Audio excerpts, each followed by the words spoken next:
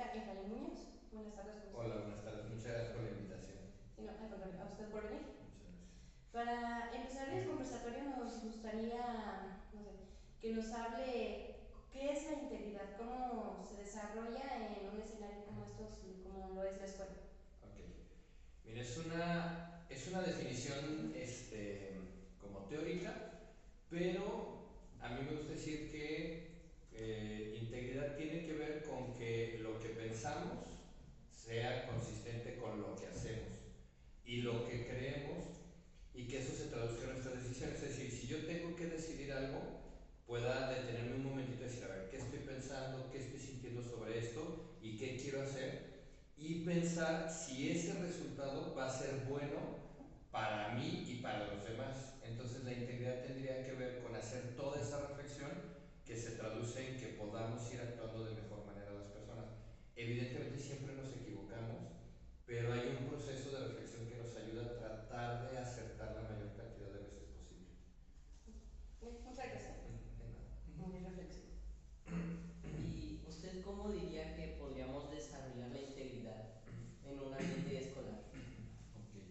Mira, te voy a compartir más que lo que yo creo que es, lo que los estudiantes dicen que les ayuda más. Yo colaboro en una universidad y en la universidad hemos hecho unos estudios para preguntarles justamente esto, ¿no? ¿Qué de todo lo que hacemos es lo que más te ayuda a ti a tomar mejores decisiones? Y lo que nos han dicho es el diálogo que tienen con los maestros.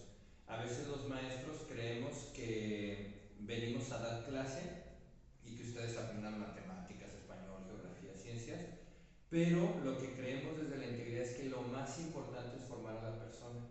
Y el pretexto es decirles que van a aprender matemáticas, geografía y todo. Y entonces en ese pretexto y con esa intención de formarlos como personas, los mismos estudiantes nos dicen, lo que más me ayuda es hablar con mis maestros. Por eso todo el tiempo que los maestros decimos, es que perdí mucho tiempo hoy porque me la pasé resolviendo una situación y no pude dar clase, es lo más importante porque es lo que ustedes viven como más significativo para ayudarles a tomar mejores decisiones. Hace algún tiempo también un logoterapeuta, una persona que se dedica a acompañar a personas, decía que él no es de aquí, es de otro país y que en su país la ética o la integridad la representaban como con una casita.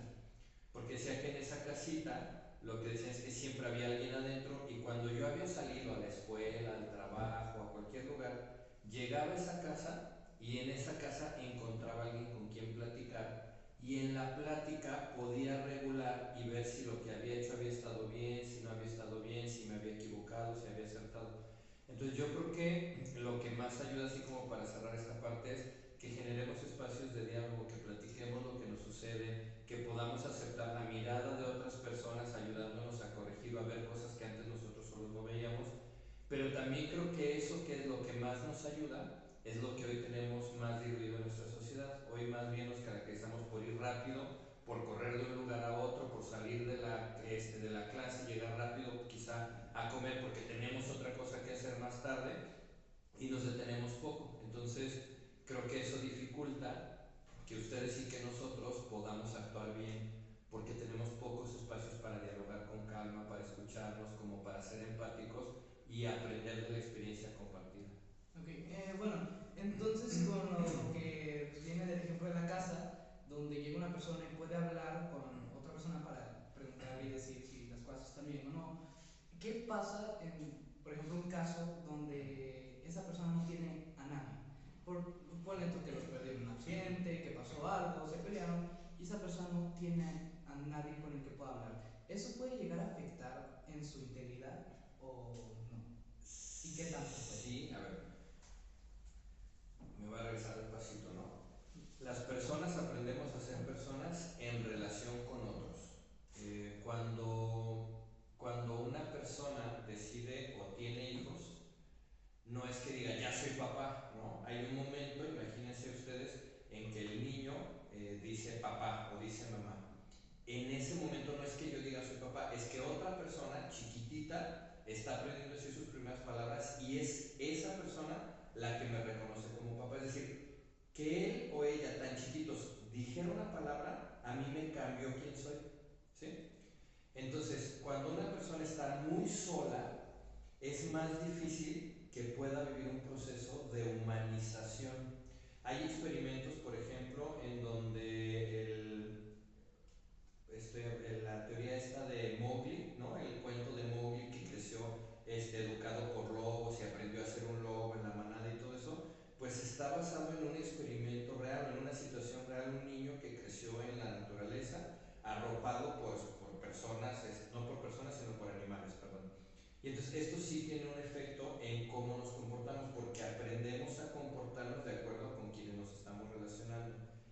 Creo que es difícil, no imposible, que una persona esté completamente sola, ¿no? Es decir, puede ser que haya un niño que tiene una situación muy compleja en su infancia, pero alguien pudo estar por ahí. ¿Qué dice la experiencia? Pudieron estar los abuelos, pudieron estar las abuelas, pudieron estar algunos padrinos, pudieron estar algunos amigos, pudo estar la escuela, pudo haber alguna institución, el DIF o alguna casa de acogida donde pudieron recibir estos niños, estas niñas, y entonces empiezan a dar esos diálogos.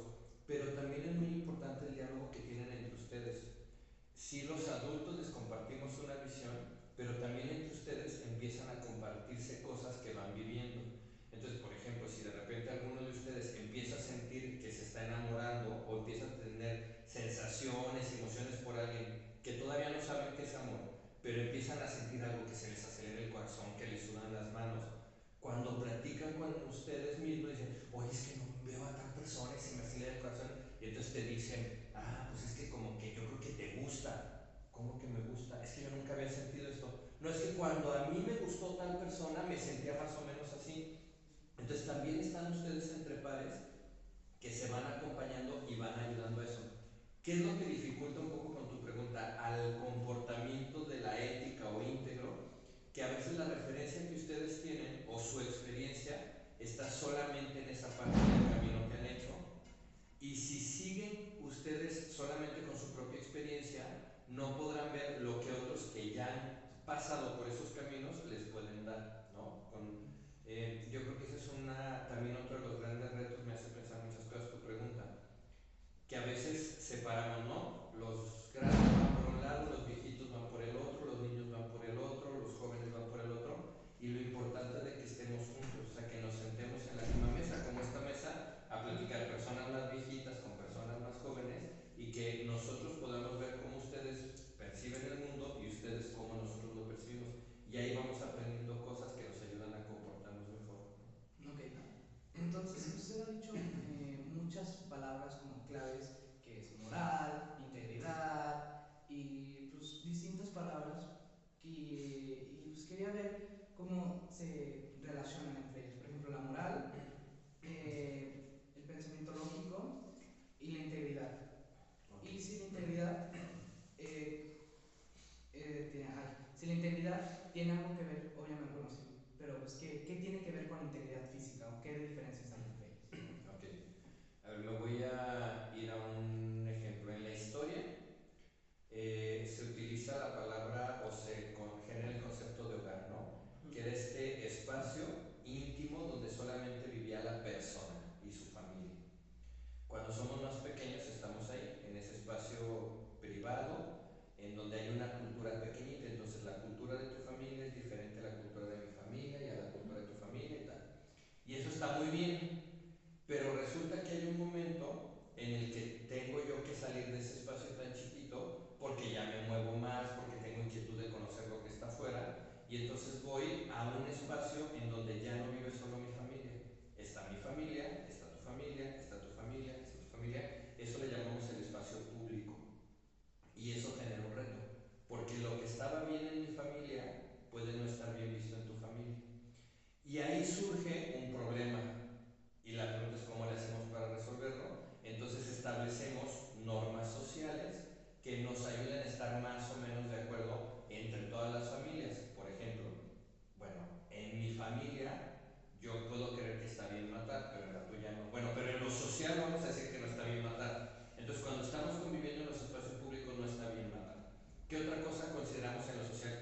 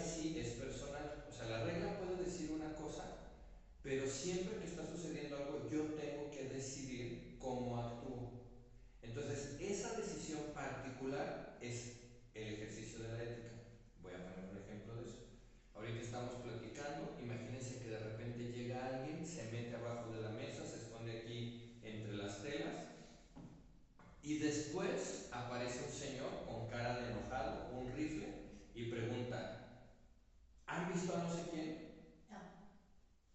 No, No, ¿verdad? ¿Por qué dices que no? porque de seguramente lo quiere matar. Porque pienso que puede ser que como trae un rifle de cara enojado, oigan, Puede ser pero que decir mentiras está mal, ¿no? Porque en la moral hemos dicho no mentirás y las religiones dicen el mandamiento no mentirás y no sé qué. Ah, Oigan, sí, pero ¿por qué decimos que no está aquí si sabemos que sí está sí, y mentir es malo? como para proteger a esa persona, porque a lo mejor si lo vemos con el rifle y buscando a ese pobre niño, a la pobre persona que se escondió, pues seguramente piensas que va a hacer algo malo o lo va a asesinar o algo. Entonces ahí surge la ética, ¿no? O sea, la ética es justamente justo esta reflexión en donde decimos, más que la regla moral, hay un bien mayor, ¿cuál es? La vida de la persona. Y como está por encima la vida de la persona que decir o no decir mentiras, opto por lo que es mayor. Entonces, como es mayor cuidar el bienestar de esta persona que está aquí escondida, no, yo no he visto a nadie, no he visto a nadie, quizás se fue por allá. Y ya se van y no sé qué, y se resuelve. Entonces, si te fijaste, estaba la moral como este conjunto de reglas que nos ayudan a convivir en general, que son muy buenas y están muy bien, pero no lo resuelven todo. Y ese es el problema. A veces creemos que esas reglas resuelven todo y nos volvemos rígidos y nos volvemos cerrados. Y lo que tenemos que pensar es que ayudan mucho, pero tienen un límite. Y cuando ese límite aparece, entonces lo que es importante es desarrollar la integridad y la ética, que tiene que ver con esta posibilidad de tomar decisiones en el presente con el mayor beneficio y bienestar para las personas, ¿sí? Como con estos ideales grandotes puestos sobre la mesa. Entonces, eso, tú decías, ¿y en qué se parece o no esta integridad a la integridad física? Bueno, la integridad física es una partecita. Si yo pienso en la definición de persona, cuando decimos que una persona es normal, hablamos de una persona, decimos es un ser biopsicosocial trascendente, ¿no? Bio, pues es esta dimensión. Entonces, cuando hablo de integridad y cuando hablo de cuidar a las personas, tengo que cuidar la parte física, que comamos, que nos bañemos, que hagamos ejercicio, que descansemos, eso tiene que ver con la integridad. Pero si es biopsico, entonces tengo que pensar también en las emociones, en las ideas, en los significados que tienen las personas.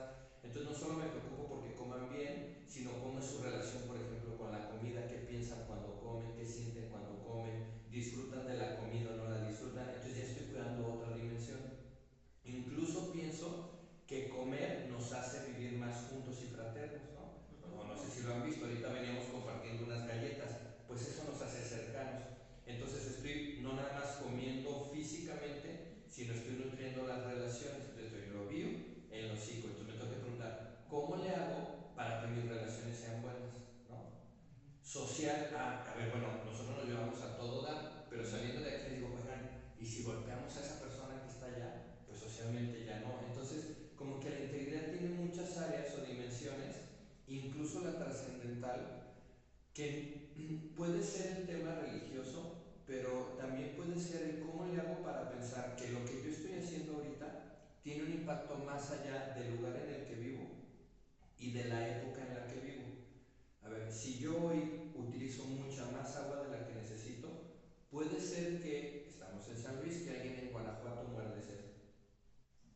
Oye, pero ese es otro territorio, pues allá que se preocupen por su agua y aquí me preocupo yo por mi agua.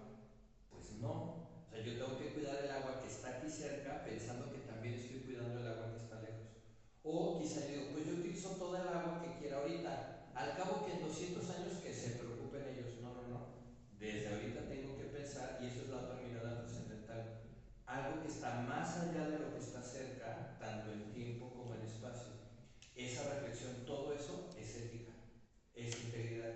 Y eso requiere espacio, requiere detenernos, requiere platicar, porque normalmente no lo vemos. Y una de las cosas que hace mucho, yo estaba platicando con un doctor ahí en la universidad que me dio clases, y hablábamos de para qué sirve la educación, ¿no? Y él decía, mira, bien fácil, Efraín, con que tengamos claro que la educación sirve para aumentar la conciencia y todos trabajamos por aumentar la conciencia, ya lo hicimos. Y yo decía, pues sí, pero ¿qué es aumentar la conciencia? Y otra persona decía, aumentar la conciencia es que veamos más de lo que vemos ahorita. Entonces yo puedo pensar que usar 200 litros de agua no afecta a nadie, pero en el diálogo descubro que sí. Entonces ya puedo ver más ya sé que sí afecta que yo utilice 200 litros de agua desperdiciándolos, hace que puedan morir 5 personas, entonces surge la pregunta, ¿qué quiero hacer? O sea, quiero hacer este uso sabiendo que cada vez que utilizo de manera desmedida esta cantidad de agua, están muriendo 5 personas derivado de eso. No, entonces sí voy a cuidar el agua. No, sí voy a ver qué tipo de ropa utilizo. No, sí voy a... Entonces, si se fijan, pues ese es el caminito, ¿no? Cuando hablamos de integridad, sí incluye la parte física, pero también incluye todas las otras dimensiones, incluso cómo nos relacionamos con nuestro espacio físico y natural, ¿no? Y usted, vivimos en una época muy digital, ¿no? Donde siempre estamos rodeados de un mundo digital y la convivencia, tanto social como con las personas de nuestro entorno, ya no es igual. ¿Usted cree que eso afecta a nuestra Sí, ética? sí creo que afecta en varios sentidos. Uno, que puede ser que nos aísle, ¿verdad? Yo puedo estar aquí y en lugar de que estemos platicando, si los cuatro sacamos nuestro celular, pues vamos a empezar en el celular y a jugar Royal Clash y no sé qué, no sé cuánto, y pues ya perdimos la posibilidad de dialogar. Entonces ese es un riesgo de lo digital. El otro riesgo es que aparece una realidad que no es correspondiente a lo que sucede en el mundo, ¿sí? Entonces yo aquí puedo ver, ¿no? Me pongo filtros y todos nos vemos bien guapos en TikTok y en Instagram y no sé qué, y luego nos vemos en persona y no éramos tan guapos como aparecíamos en las redes sociales. Entonces, pues no veo lo real, y si no veo lo real, no me puedo preguntar cosas para atender eso. Entonces, si pienso que todo el mundo está bonito, que nadie sufre, entonces dejo de preocuparme por esos temas, y como dejo de preocuparme, dejo de pensar el tema y dejo de generar cosas para resolverlo. Entonces sí se está afectando la ética. Y la otra es la rapidez, ¿no? Los videos de TikTok, ¿cuánto duran? Pues como Un minuto, Como un minuto. Un minuto, dos, no sé, 45 45 segundos, 15 segundos, un bailecito, lo que sea. Entretenidos. Entretenidos. ¿Y cuántos puedo ver? Y a veces no sé si les ha sucedido, uno está ahí, y digo porque también consumo redes, entonces está ahí de repente, híjole, se me fue una hora, se me fueron 2 horas, ¿no? O sea, ¿cómo? De 20 segundos en 20 segundos así, y veo que es muy rápido, y entonces ya cuando me tengo que sentar a platicar con la gente, digo, ay, qué aburrido. O sea, ya cuéntamelo rápido, ¿no? O sea, te sientes mal, dímelo, me siento mal, ya, ahora vete, ahora tú, dímelo. Entonces, pero, mande. A veces las cenas navideñas, Las... muchos se ponen a ver el celular en vez de estar con la familia, Así es. estar platicando, estar conviviendo. Y entonces perdemos esa posibilidad por el mundo digital. Ahora, ¿el mundo digital es el demonio? No. Podemos aprender a utilizarlo porque también nos puede conectar. No sé qué edad tenían ustedes, pero cuando vivimos la pandemia, la gran posibilidad de vincularnos con gente que no veíamos por seguridad era lo digital.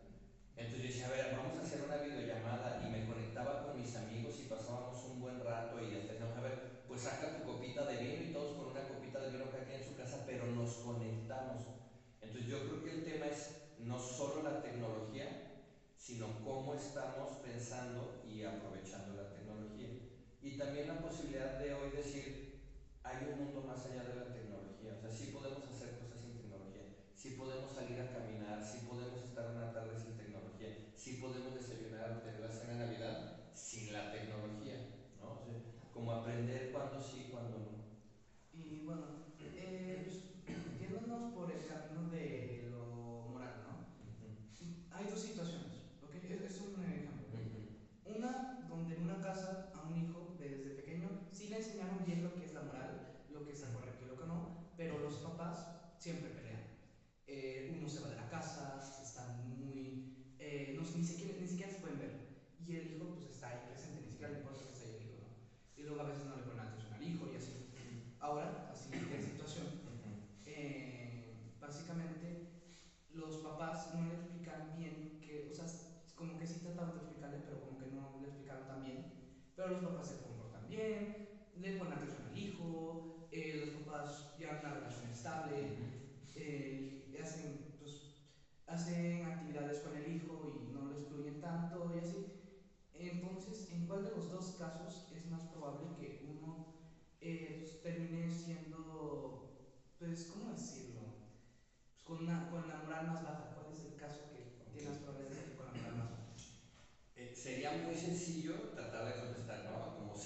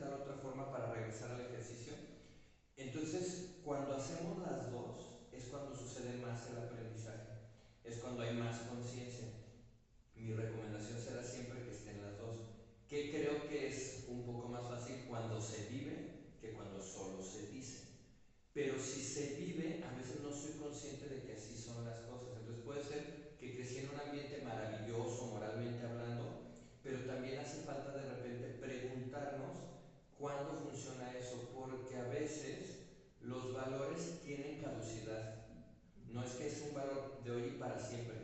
Y los valores tienen caducidad en el tiempo y tienen caducidad en el espacio. Hay cosas que yo aprendí siendo niño que cuando soy adulto ya dejaron de tener tanto peso. No es que dejen de ser valiosos, pero tienen tanto peso. Por ejemplo, de niño me piden que sea súper obediente, ¿verdad? Es muy importante, porque todavía no tengo tantos criterios para decidir qué es seguro y qué es peligroso. Entonces, ¿cuál es mi margen de seguridad? Obedecer a mis papás. Pero conforme voy creciendo, cuando llega la adolescencia, yo empiezo a darme cuenta que hay cosas en donde no puedo obedecer todo. Es más, si yo les dijera que como adolescentes el valor más importante es la obediencia, podrían ser víctimas de la drogadicción, porque alguien va a llegar y te va a decir, ten, fúmatelo. No, pues tú eres obediente, ¿verdad? El valor de la obediencia. Y en ese momento, no, ser obediente sí era importante cuando era niño, pero ahorita se pone en crisis ese valor. A ver, tengo que obedecer siempre. ¿A quién sí obedezco? ¿Cuándo no obedezco? ¿Por qué sí obedezco? Entonces ahí como que en ese sentido pues tendremos que ir jugando con los valores que se van modificando a lo largo del tiempo para que los podamos ir madurando. Hay adultos que seguimos viviendo con los valores de niños y tenemos mucho sufrimiento y mucha dificultad para vivir como adultos porque pensamos que el mundo es como era o nos lo mostraron de niños y no cambiamos nuestra vida. Entonces eso también afecta en este desarrollo de la ética y de la moral, ¿no? Como adultos a veces algo de lo que cuesta mucho entender es que para construir cosas también generamos daño, ¿sí? Por ejemplo, si yo me quiero casar y me quiero ir a vivir con mi esposa, pues voy a romper un poco la relación que tenía en mi casa con mi familia. No es que deje de tener familia ni que deje de amar a mi familia, pero ya no voy a vivir como antes. Ya no voy a estar tanto tiempo con mi mamá o con mi papá o con mis hermanos. Entonces como que rompo un poquito esa estructura para permitir que crezca otra estructura, que es la de mi familia. Y eso es ser adulto, reconocer que eso sucede. Y cuando no digo, bueno, sí me casé, pero sigo aquí pegado con mi familia, sí tengo ya mi casa, pero todo el tiempo estoy aquí con mi familia. Ajá, pero hay que deshacer un poco esto para ir hacia allá. Entonces como que hay todo este movimiento que se va dando. Y bueno, se habla mucho últimamente, bueno, he escuchado mucho de, ay, es que esta época ya no hay valores, ya no existe la confianza que le puedes tener a otras personas porque está lleno de inseguridad del mundo. No hay un montón de personas que dicen eso. ¿Usted cree que es cierto eso de que ya no haya valores, ya no haya ética, ya no haya moral? No, yo creo que los valores siempre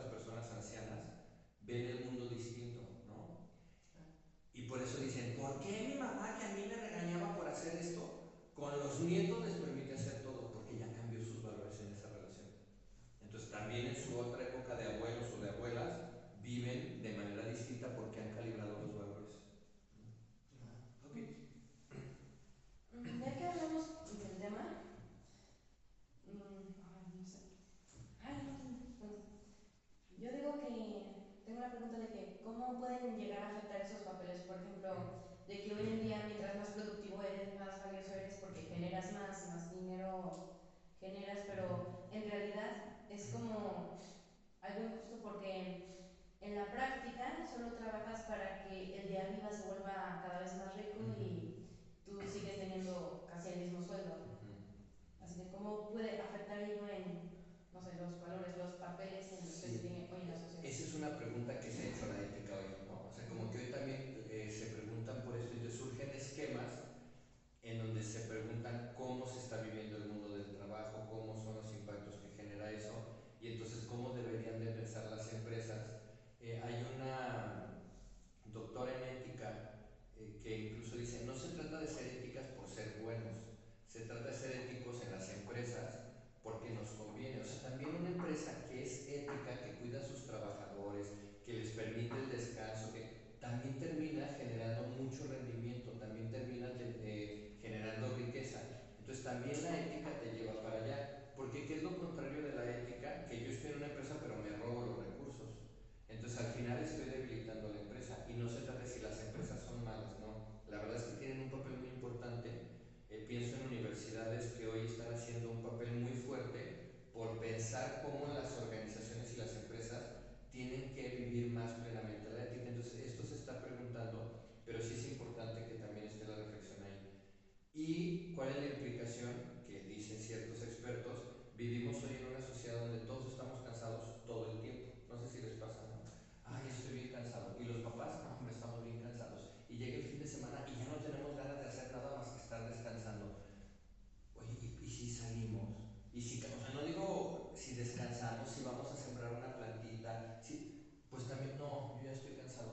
Porque todo el valor se ha centrado en producir. Y entonces ya ni siquiera es que me exijan otros producir. O sea, no es como en la época de la esclavitud, que necesito a alguien que esté allá atrás persiguiéndome para trabajar. Es que nosotros mismos, desde adentro, nos exigimos. No sé cómo les vaya en calificaciones a ustedes, pero a veces dicen, bueno, me saqué 8 pero aprendí bastante. No, tengo que tener 10 y siempre 10 y yo solito, y ni mis papás me exigen el 10 ni los maestros están tan preocupados porque tenga el 10 con que aprenda, tenga buen comportamiento, y estoy yo solo exigiéndome la perfección por la perfección y termina en un agotamiento estéril, ¿no? Entonces pasa esto. Yo creo que es uno de los efectos. Bueno, entonces, tomando pues, el tema de lo de la producción, ¿no? Entonces, se fue. Bueno, ya. ¿Por qué?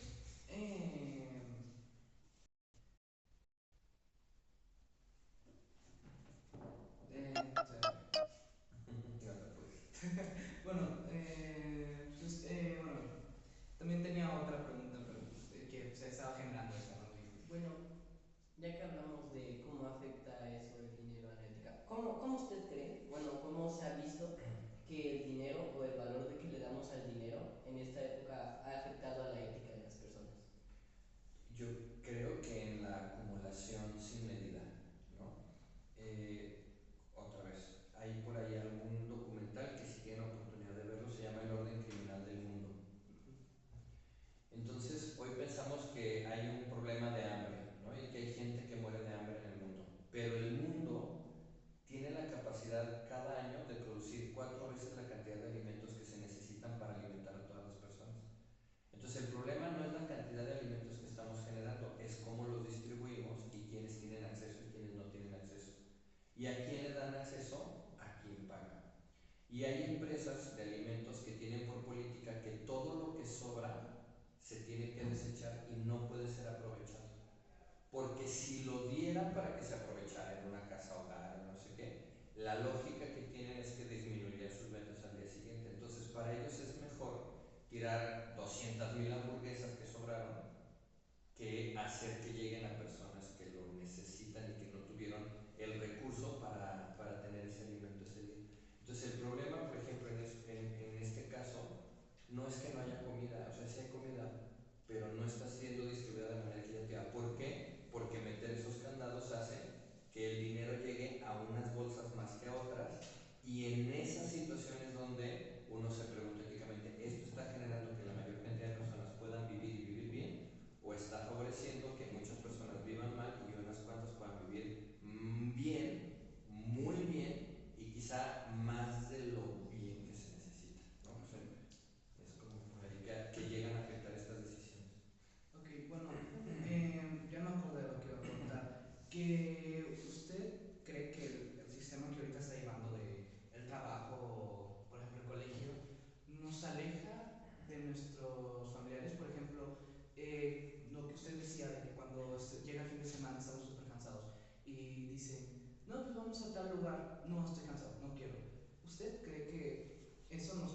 llegar a alejar de nuestras conexiones.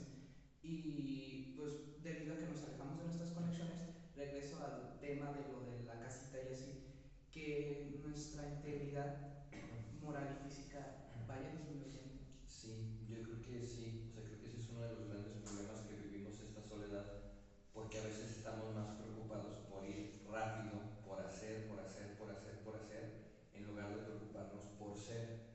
Yo no sé si ustedes recuerdan o les tocó porque son bien jóvenes, pero era muy común ver personas mayores que estaban solamente sentadas.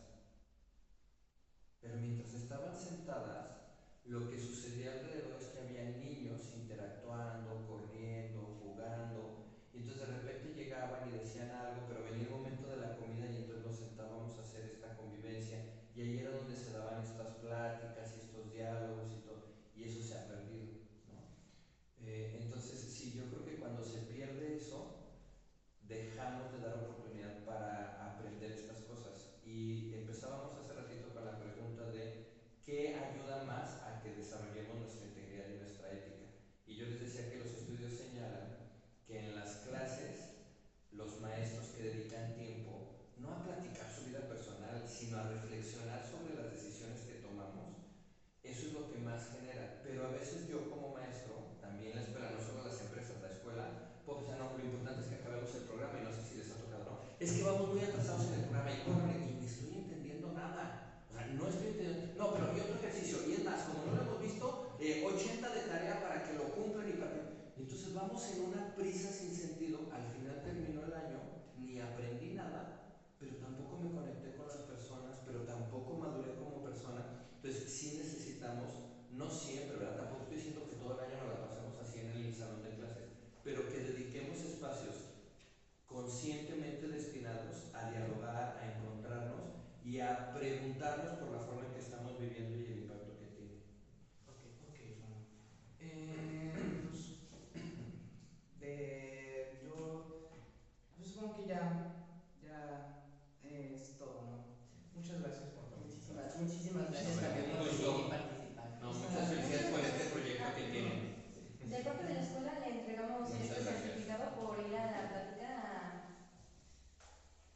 pues hablar sobre el tema, ¿no? Muy bien, muchísimas gracias. Muchas gracias por Al contrario, la gracias plática. por venir. Y pues bueno, como cerrar, para cierre, a mí siempre me gusta como dejar una enseñanza. Entonces no sé si le gustaría decir algo a las personas, por ejemplo, que sientan tristes o personas que pues tengan problemas con moral o así. Lo que creo que en alguno de los grupos en la mañana comentaba, escuchando jóvenes que han tenido problemas en sus decisiones y se han metido como en situaciones muy complicadas, había dos cosas que siempre o casi siempre escuchamos. Una, tenía mucha prisa y dos, todos hacían esto. Entonces, que si en algún momento alguna de las personas está intentando, ¿no?, como tomar mejores decisiones para su vida, uno, pues trate de no hacer todo tan rápido, como que haga estas pausas y frene su ritmo y dedique tiempo a pensar antes de hacer. Y dos, que se cuestione, ¿esto que hace toda la gente es correcto, está bien, nos lleva a un buen lugar? ¿O podríamos pensar un mundo en donde las cosas suceden diferente? Porque ahí es donde podemos encontrar las respuestas. Y también para cerrar, para las personas que, bueno, para los adolescentes que están justo en esa etapa, en ese cambio, que están como viendo el mundo, abriéndose al mundo de otras formas, reconsiderando todo lo que aprendieron desde pequeños, ¿qué consejos les daría para como crear su propia ética, sus propios valores, su propia forma de pensar y ver? Estar abiertos al diálogo. Yo creo que así sería mi apuesta más grande. A veces creemos que sabemos todo y como yo ya lo sé, ¿qué me va a decir mi papá que está bien chochito? O sea, ya vivió en otra época. Estemos abiertos al diálogo, no para aceptar la verdad de afuera, sino para que las preguntas y los diálogos que tenga me generen a mí la posibilidad de hacer mis propias respuestas. A veces como adolescentes no nos abrimos a dialogar, tampoco los adultos, no crean que ya la tenemos tan librada nosotros. Pero si estamos abiertos al diálogo, podemos estar en un camino de construcción mucho más constante. Y bueno, eso fue todo por el día de hoy. Pues sí, como oyeron, no se sientan tan apresurados a hacer decisiones, a estudiar. Por ejemplo, en los estudios no, por ejemplo, si van en octavo o noveno, ok, pues ya pueden ir viendo pues como qué carrera quieren estudiar, pero no se sientan estresados. Siempre traten de disfrutar, como yo digo, en mi opinión, que la vida es muy corta para andarse preocupando por qué va a pasar en un futuro. Obviamente sí, preocúpense por su futuro, pero no a una medida tan exagerada. Disfruten el presente. Y si en el pasado hicieron algo una decisión que pues sí les costó, o una decisión que no les gustó, ok, pues ya ni modo, somos humanos, tenemos errores, ¿qué podemos hacer ya? El pasado es pasado, no se puede cambiar ya. Y no se sientan mal por algo que ya pasó. Y entonces eso es todo, solo quería decir eso. Y muchas gracias, esto es la beta.